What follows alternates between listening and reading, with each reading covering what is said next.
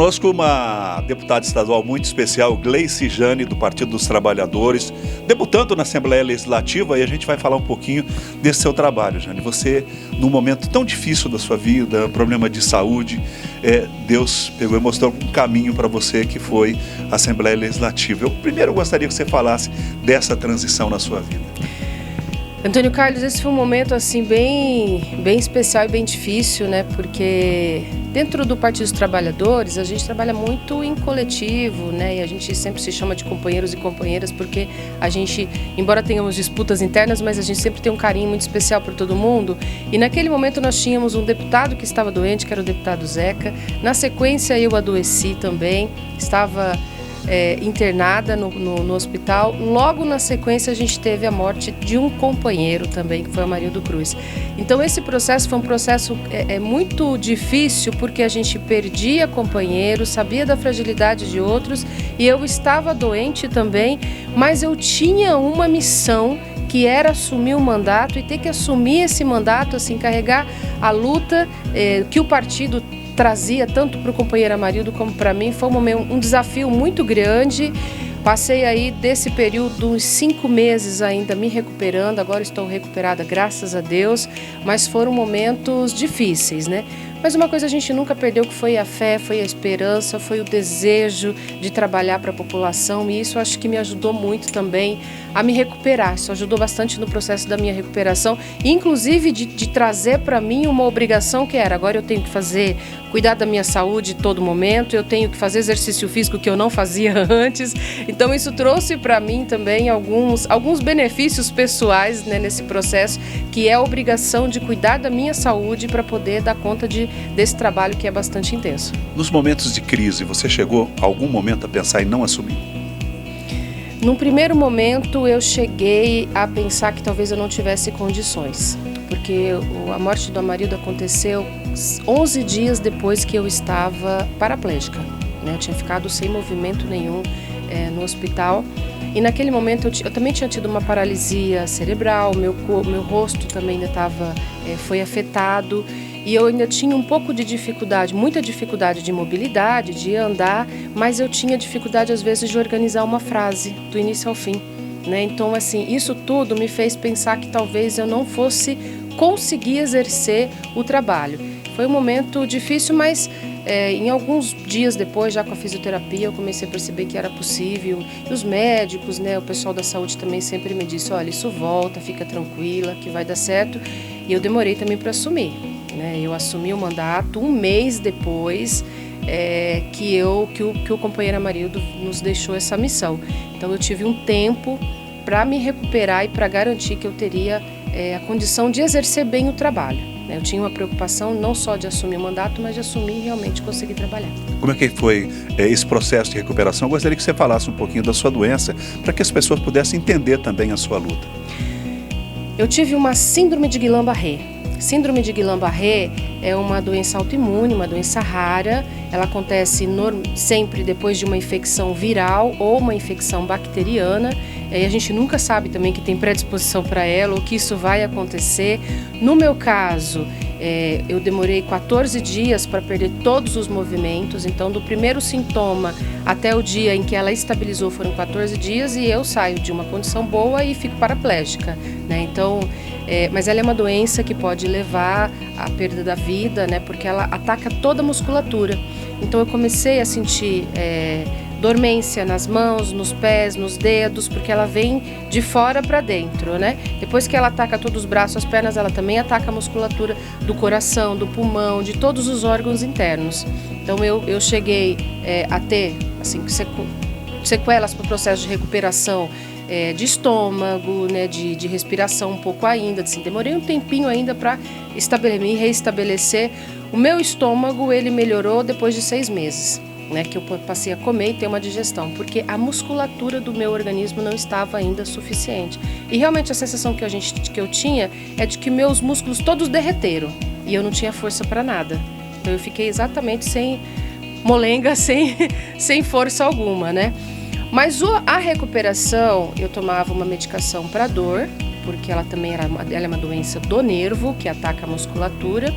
E fazia exercício físico, eu fiz muita fisioterapia e depois evoluir para o Pilates, onde eu ainda continuo fazendo Pilates e possivelmente vou ter que ainda evoluir para um outro exercício um pouco melhor ainda para dar uma corrigida em algumas partes que ainda não está totalmente restabelecida. Você tinha ido a Brasília inúmeras vezes com o sindicato. Como foi ir a Brasília como deputada estadual, conversar lá com os deputados? Brasília sempre foi um lugar que a gente sempre foi no movimento, na luta, como Campo Grande também, né? Campo Grande para mim sempre foi um lugar de ir lá para movimento, para trabalho e dessa vez virou um lugar que eu tenho que dividir todo momento, né? Ir para Brasília, assim, nesse lugar é um pouco diferente porque a gente muda a responsabilidade, né? Então eu mudo de um lugar. Enquanto eu estou no movimento, eu tenho a responsabilidade de liderar as pessoas para o movimento. E agora, como deputada, embora eu me sinta uma militante dentro da Assembleia Legislativa, eu tenho que encontrar caminhos para a solução dos problemas. Então, assim, muda um pouco o foco da responsabilidade nesse trabalho. Mas também é fantástico, né? Poder colaborar, poder ajudar, poder fortalecer a luta da educação, da saúde, dos povos indígenas. Isso tem me deixado bastante feliz, bastante alegre. O primeiro momento foi de escuta, né? De escuta das pessoas, dos movimentos, das audiências públicas, para ouvir as pessoas. Feito esse processo de escuta, eu fui a primeira vez em Brasília para poder levar essas demandas para os ministérios e ver o que a gente poderia abrir de espaço, né, para dar continuidade nos trabalhos. E a segunda vez que eu fui também para participar da Marcha das Margaridas, que é um grande evento que acontece, né, de 4 em 4 anos, a cada 4 anos, que as mulheres se juntam do Brasil inteiro para debater a vida das mulheres, né? E essa é uma pauta que eu sempre participei, que eu sempre debati, que eu sempre defendi, que nós temos que ocupar esse espaço. E nós temos que ocupar, Antônio Carlos, porque é muito diferente a vida das mulheres da vida dos homens. O Enem esse ano trouxe pra gente uma provocação, né? Se as mulheres têm um trabalho invisível que contribui muito para a economia do país e do mundo, né, para a economia global, e a gente não é reconhecido nesse processo, porque ele é um trabalho realmente invisível. Agora, esse trabalho invisível, ele demanda tempo e ele impede a gente de estar nas atividades públicas, né? Então, participar da política para as mulheres é muito difícil. E esse é um espaço de decisão. Nós precisamos de políticas que nos atendam. Então, é muito importante que as mulheres estejam dentro do espaço da política. E as políticas que a gente quer são políticas da educação, são políticas da saúde, são políticas de segurança, são políticas que atendem a população de um modo geral. Então, ter mais mulheres na política, isso significa um olhar das mulheres sobre a política que atende à totalidade às necessidades das pessoas. Nesses poucos meses aí à frente da Assembleia Legislativa, deputada, já deu tempo de saber as necessidades aqui de Dourados? Como é que tem sido esse trabalho especificamente da nossa cidade?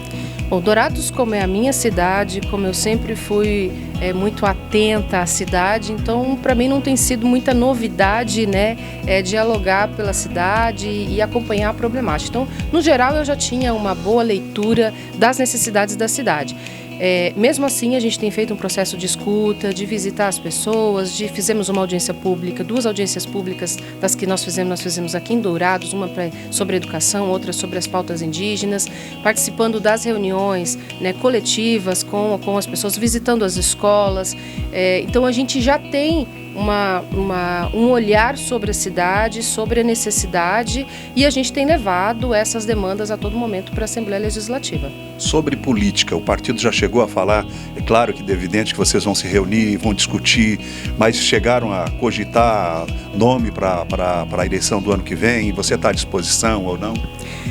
Antônio Carlos, esse é um debate que a gente está fazendo intensamente no partido, e o PT, você também conhece um pouco o PT, sabe que o PT, quando tem disputa interna, é porque a gente está vivo, o PT está vivo, o PT está bem, o PT está forte, né? E nesse momento a gente tem duas pré-candidaturas já colocadas para o partido. Uma delas é o vereador Elias Exi, outra é o superintendente da SPU e também professor aqui do FGD, o Tiago Botelho.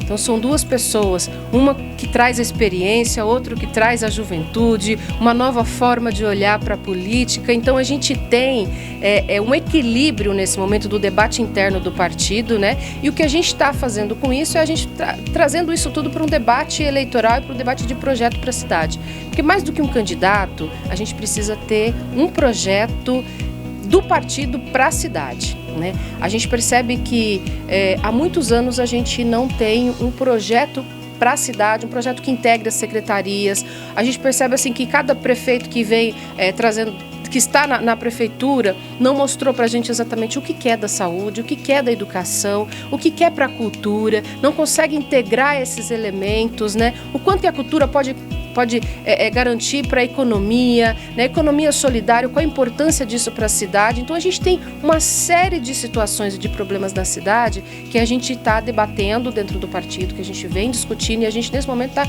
construindo esse projeto, fazendo esse debate e junto com isso discutindo as pré-candidaturas. Seu nome estaria à disposição? Nesse momento a gente está apoiando esse debate e eu estou com a decisão do partido. Que o partido decidir, a gente vai seguir em frente e eu acho que a gente está bem servido de pré-candidaturas nesse momento. Eu estou fortalecendo o mandato, né?